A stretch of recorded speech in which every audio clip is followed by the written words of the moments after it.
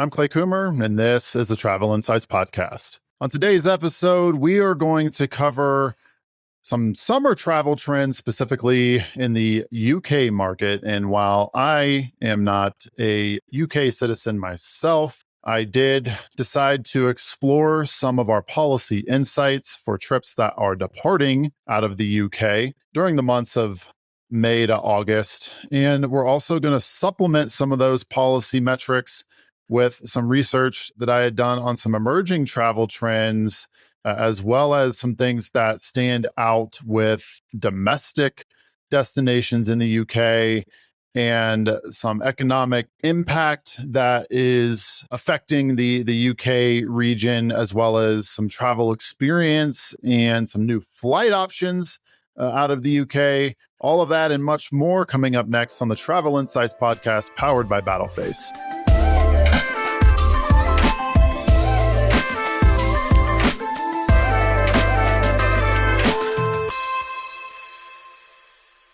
Welcome, fellow travelers, to episode 9 of the second season of the Travel Insights Podcast. I am your host and head of marketing at battleface, Clay Coomer. And today we are going to talk about some UK summer travel trends for the upcoming summer travel season in that specific market. We had a episode a couple months ago, I believe, where we talked about US summer travel trends, and it did pick up a good amount of interest when looking at our podcast episodes. So thought we'd take that same type of methodology and expand it out across the pond to our friends in the United Kingdom. So there are going to be multiple segments within this particular podcast. First, we're going to talk about some data that we're seeing within our policyholders. And for that, we're going to touch specifically on policies that have been purchased by UK travelers that are of the single trip variety this year, right? So all policies that have been purchased between January, as of now, the date of this recording on May 12th, and looking at trips that are specifically departing within the summer months at the end of May, getting into June, July, and August to try to uncover some key details that we're seeing in our existing policy data. So that'll be our first segment that we'll dive into. Then we're going to explore more travel trends that are emerging in the UK market. So we'll talk about an update on some data with regard to visitors to the UK, as well as a tourism outlook for the UK market, some emerging specific and unique type of travel trends that are starting to present themselves, and some other major travel trends that UK travelers are gravitating towards. The topic of sustainable travel in the UK is emerging as a popular topic, as well as getting into some UK specific destinations that are of the domestic variety, and finishing up our podcast with economic impact and affordability for travelers in the UK, and also technology and the travel experience and how that is impacting how UK travelers are searching for trips and how they're able to basically uncover new flight routes that are expanding in the region, and how that could help promote tourism from the UK. So let's dive into it. So we're going to start with some existing battleface policy data, and what we're seeing right now for summer travel in the UK. And again, this is UK travelers who have already purchased a single trip policy from Battleface and Battleface partners. So it's not just the Battleface direct to consumer channel, but this is inclusive of all partner related data who are offering this single trip policy. And a couple things that are standing out, at least for summer travel in the UK, is EU destination countries. So there's a lot of trips that are being taken by, or that are going to be taken by UK travelers, specifically with an emphasis on Spain and Greece, as they make up the top two countries. And the United States is actually coming in there as well. So you travel from the UK to the United States, just over 5% of insureds, and this actually aligns with a recent report that came out of the British Airways Holidays 2025 travel report, which identified similar trends for holiday destinations. But when we look at the battleface policy data, as I mentioned, Europe dominates as the most popular region at over 44% of destinations.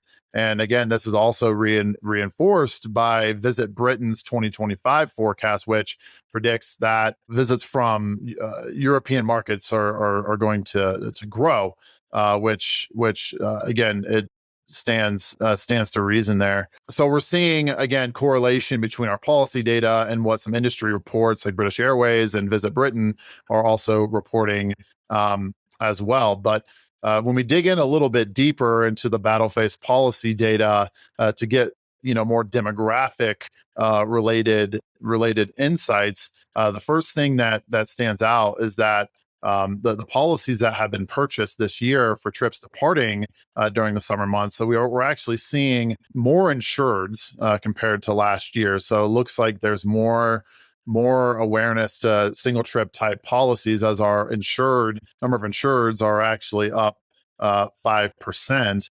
Now, when we look at this from an age band type of perspective, there are obviously all the different categories and how we look at age bands. And for summer travel upcoming, the average age of insured that we're seeing is at 36 years old. So right, squarely in that millennial category, with approximately 33% of insureds traveling this summer from the UK are in that 25 to 34-year-old age range. And specifically for that age range, 25 to 34, again, it makes up the highest percentage of insureds on a percent of total. They're only spending on average 40 pounds per policy. So 40 pounds is the average, and again, reasonably priced, economical type of policy there that they're buying. And the average trip length for that specific age band is at just over a week. So 7 days is the average trip length. So when we look at other age bands, the next one that stands out is a little bit younger in terms of the age range of 18 to 24. So that particular range makes up 17% of insureds. And those trips are a little bit longer in length, so averaging about 11 days. A lot of those insureds are likely what we call secondary insured. So they're likely a part of an order, is my guess.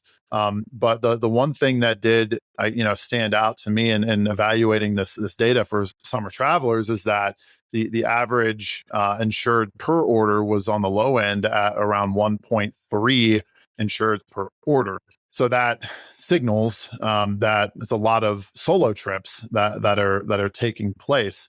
Now, when we look at 2025 summer travel compared to last year in 2024, the key difference that I'm seeing is in the aggregate shorter trips, right? So last year summer travel, the average trip length was around 14 days. And what we're seeing in 2025 upcoming is that this is now around 8 to 9 days. So shorter trips, this likely reinforces this whole topic of economic travel and affordability. Taking shorter trips obviously is going to reduce the cost of the trip. And as a result, it also impacts the cost of a travel protection plan for a single trip, which is another key distinction to point out as well. That with with the trip length being down on average 22% for summer trips year over year, that obviously impacts the average premium paid per insured, which is down 19% year over year. So you can see kind of a correlation there. So in the aggregate, 2025, looking at all insureds, the average premium paid for policy was just over 58 pounds. And the same time last year, people were paying over 72 pounds, right? So again, I think this all kind of correlates to this shorten trips. Again, we're seeing in 2 to 3 days average less.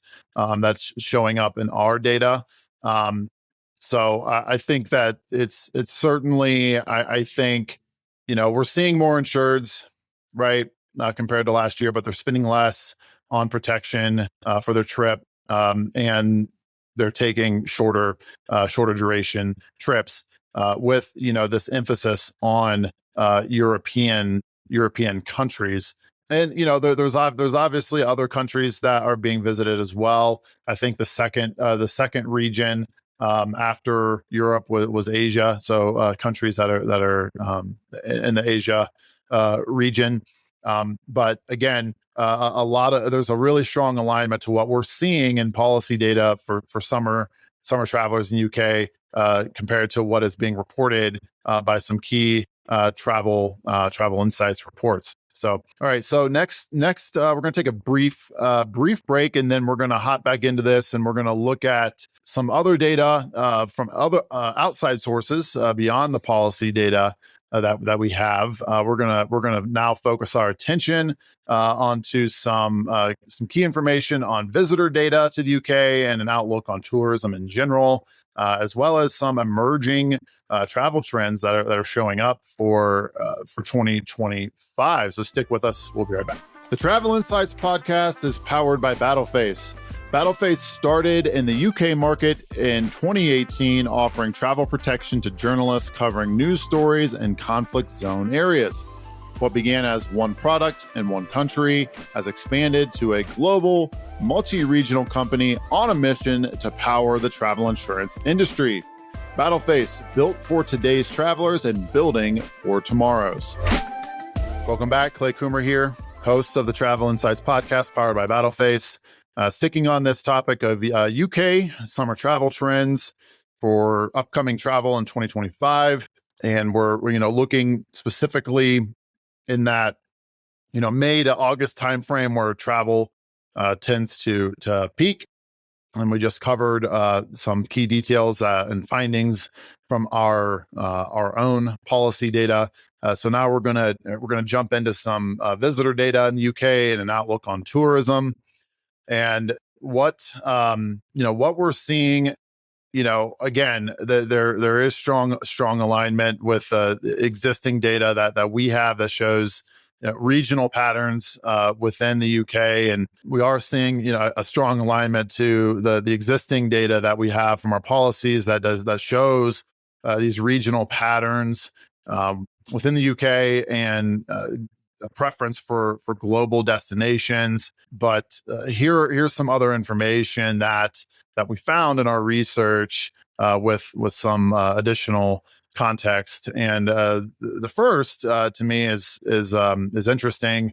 I am a little skeptical, but I guess we'll see how things shake out. So Visit Britain is forecasting that there will be a record number of international visits to the UK in 2025. So this expands a little bit outside of just summer travel trends. But as we know, a good majority of travel, takes place during those summer months. But Visit Britain is estimating that over 43 million international visitors will make their way to the UK this year, which is projected to be up 5% from 2024.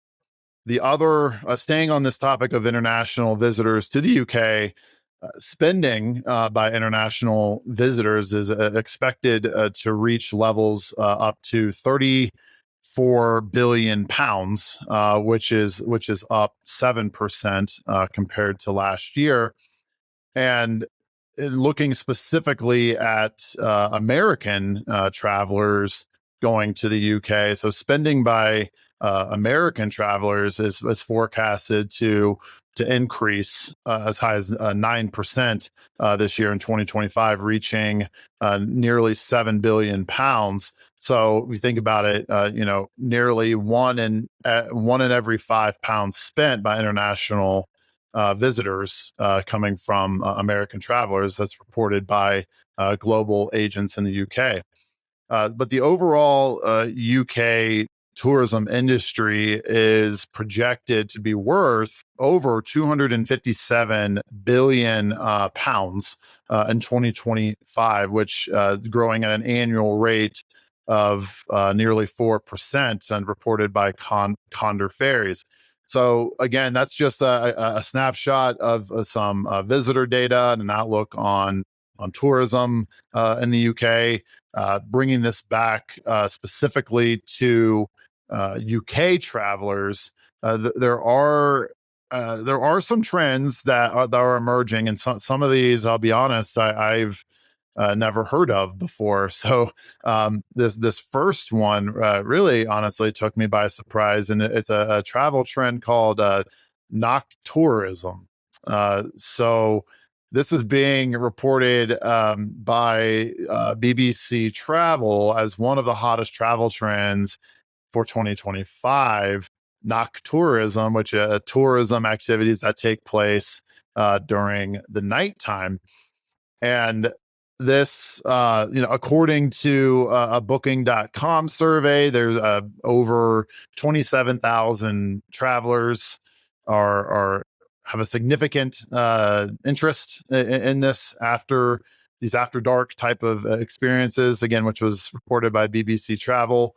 And a couple examples that were cited were stargazing, nocturnal wildlife type safaris, and any type of nighttime cultural experiences. But to kind of reinforce this trend, over half of British travelers are reportedly interested in these after dark experiences. That's reported by the Mirror. And this trend, it coincides with, I think, with a lot of different nighttime dark sky type of themes that are present, and highlighting, like, specific designated dark skies area with dark sky areas without light pollution, and is perfect for stargazing, right? So noctourism, there's a new one for you that apparently is picking up a lot of momentum. So some other major travel trends, and again, this is according to BBC Travel as well as some other sources. They outline six major travel trends in the UK. Some of these, I for one, think are pretty cool. I would like to do them myself, especially number one, which is a calmcation. So all these different ways of putting prefixes in front of the traditional vacation word. Calmcation, a slow relaxing travel is focused on wellness and mental health, and I'm certainly here for that all day. So the other one is a coolcation, again sticking with this this theme of putting a different prefix in front of vacation. Travel to cooler climates as temperatures globally are on the rise, and we in the U.S. Have noticed a similar trend with the state of Montana being one of the highest domestic locations for U.S. travel, which Montana stays reasonably cool during the summer months. And so the other ones here are set jetting, which these are all new to me, but I think they're pretty cool. So set jetting is basically a travel that is inspired by books, movies, or TV series, which again is pretty cool. I personally have done this before. In the U.S., when I was in Los Angeles, I drove to the set where they filmed the U.S. version of The Office, and that was my set jetting experience there. The other ones here, off the beaten track, is now, I think, going more mainstream according to this report. So lesser known destinations gaining a lot of popularity. Holiday romance is apparently reviving, with this renewed interest on meeting new people during travel. And lastly, I think this is one that we're all particularly aware of, and it's AI at the intersection of enhancing the travel experience. So artificial intelligence, obviously is very prevalent, and really it's essentially everywhere you look, right? And it's this notion of technology assisting with personalizing different types of travel experiences, which I don't foresee we'll see that go away anytime soon. All right, so that wraps up our second segment of the podcast, covering some emerging travel trends, as well as some visitor data and a tourism outlook for the UK in 2025. Coming up next, we're going to get into some UK domestic destinations that are on the rise, as well as the UK's commitment to more sustainable travel, and how UK travelers are becoming more aware and seeing it as more important. So stick with us. We will be right back. The Travel Insights podcast is powered by battleface. battleface started in the UK market in 2018, offering travel protection to journalists covering news stories in conflict zone areas. What began as one product in one country has expanded to a global, multi-regional company on a mission to power the travel insurance industry. battleface, built for today's travelers and building for tomorrow's. Welcome back to the Travel Insights podcast, powered by battleface. Clay Coomer here.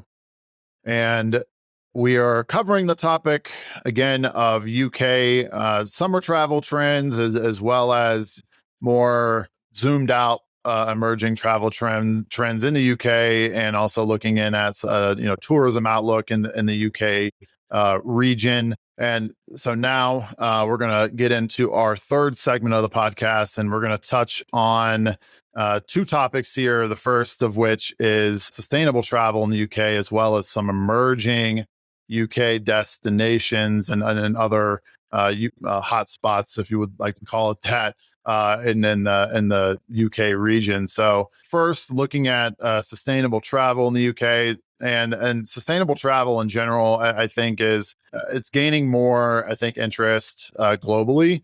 But in the UK specifically, it's becoming increasingly more important to UK travelers, as travelers are seeking more eco-friendly accommodations and other transportation options. I think there's also green travel type of resolutions, including things like reducing carbon footprints or offsetting carbon emissions, and choosing less polluting holiday type options. And the BBC, again, they've been pretty prevalent in my research here, but BBC Travel reports 8 ways that travelers are becoming more sustainable in 2025, and they include key items such as ecotourism, indigenous led tours, and just being more mindful of accommodation choices. And I think that that's all reasonable. And I think it's good to be aware and just frankly cognizant of all the various things that kind of go into travel, and having that sense of awareness, I think is just again, just having a sense of consciousness towards the environment and the role that travelers play. And I commend UK travelers for I think leading the way for a lot of these types of endeavors. And the other thing is that I think many travel companies are also promoting flight free type of options, including train travel type packages that are again more I think favorable in terms of less emissions. That's reported by Guardian Holidays on that particular topic. So the next bit here is on this topic of domestic destinations in the UK, which we really didn't cover in our policy information, mainly because the policy that we sell in the UK is an international type of policy. So, but when we look at what some of the research is telling us right now with emerging UK destinations, it looks like Wales is rising in popularity. So, reported by the BBC Travel again, Wales is named among the 25 best places to travel in 2025.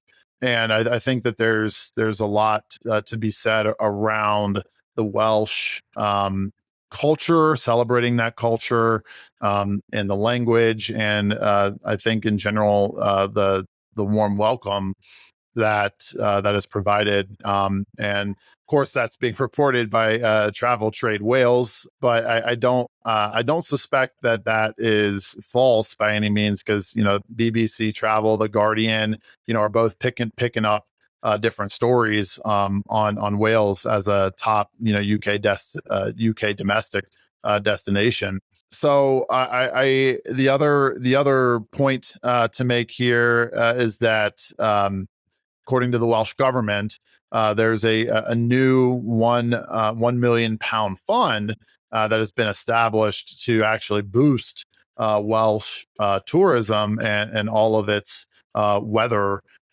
conditions.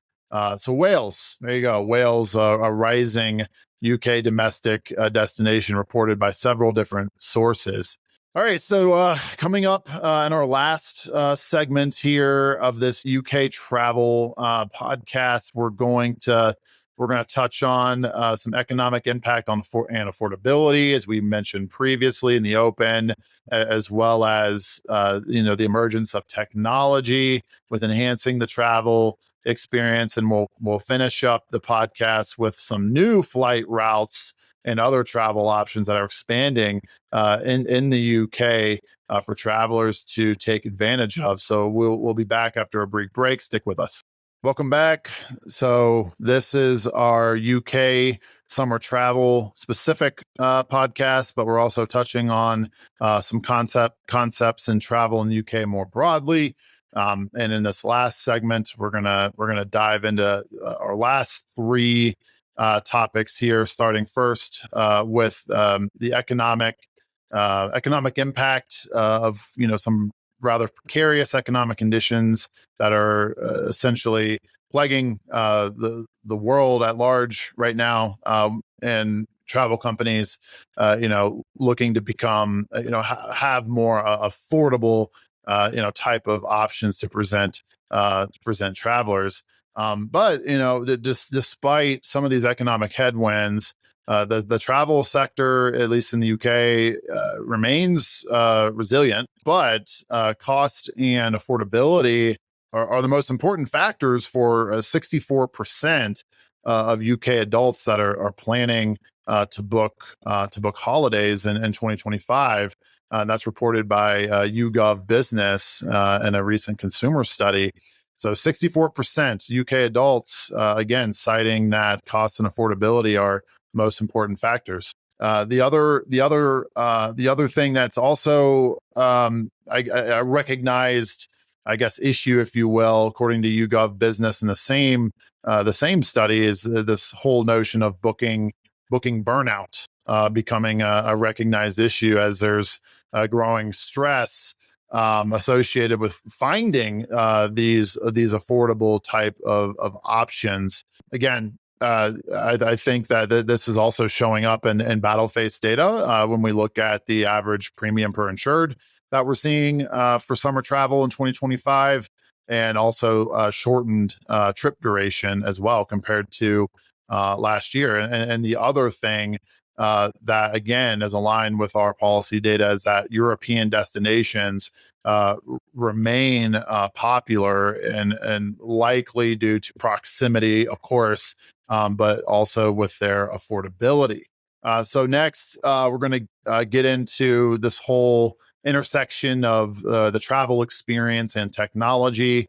We touched on that as an emerging trend in the UK with regard to AI, and it's not a secret anymore that AI is transforming the travel experience with these personalized recommendations that are gaining a lot of traction. And in some cases too, you may not actually even know during the booking process that AI is actually assisting, but in a lot of cases you can generally pick it up. But this shift in the shift of travel intent into these generative chat type of search environments it is a main trend. It likely won't go anywhere, and it's been reported on by several different travel news authorities. In particular, one that I respect and pay attention to a lot with Focuswire and the conferences that they have called Focusrite.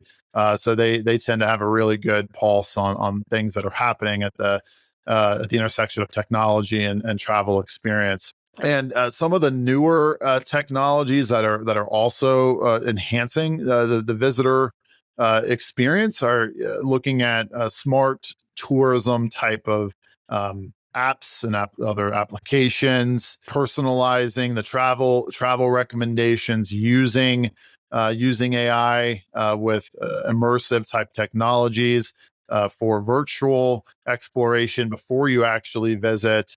And this new adoption of what's called Wi-Fi 7, which is adoption of at tourism like destinations that are providing faster connectivity. So I don't anticipate the technology and the AI at the intersection of travel and the experiences is going to go away. It's only going to keep continuing on and likely optimize and hopefully improve as we go on. All right, so our last topic here to cover in our final segment of this UK travel podcast is some new flight routes and expanding travel options within the UK market. And this is this first one reported by MSN.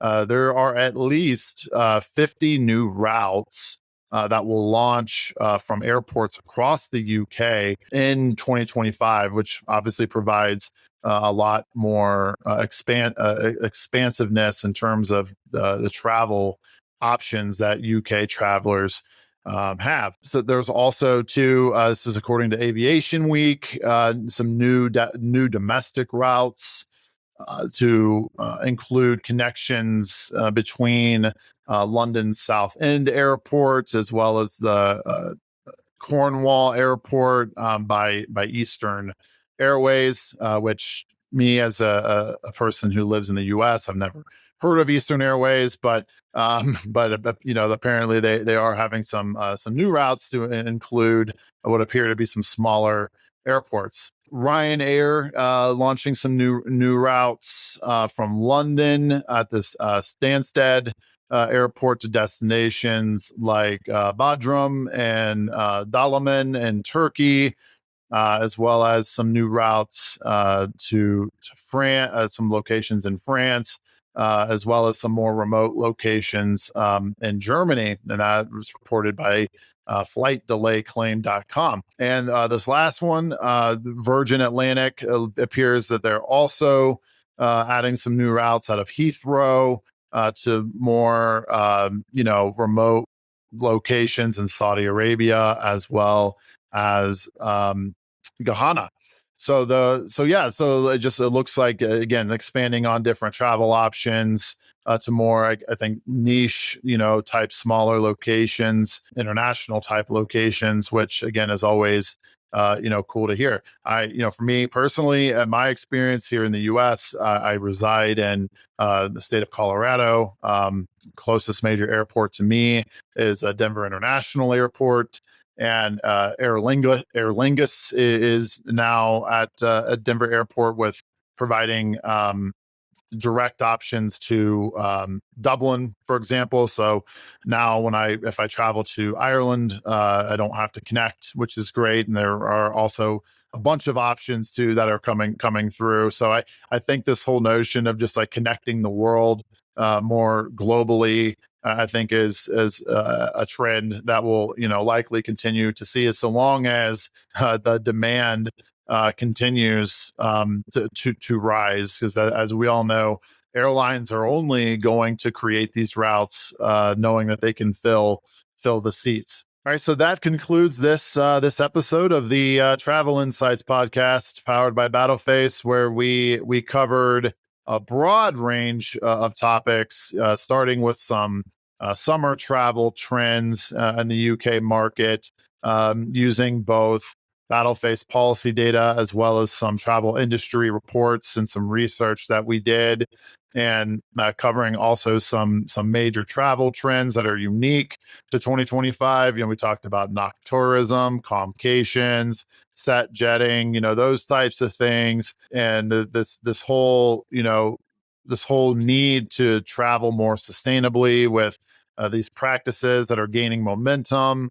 Wales as a emerging travel UK domestic destination that's been getting a lot of attention, and also touching on some of the economic factors that are really influencing travel decisions around just again, economic headwinds, and the affordability of travel being particularly important for UK travelers, and this new emergence of technology and its impact to the travel experience, and how that will likely continue to progress with a lot of veracity.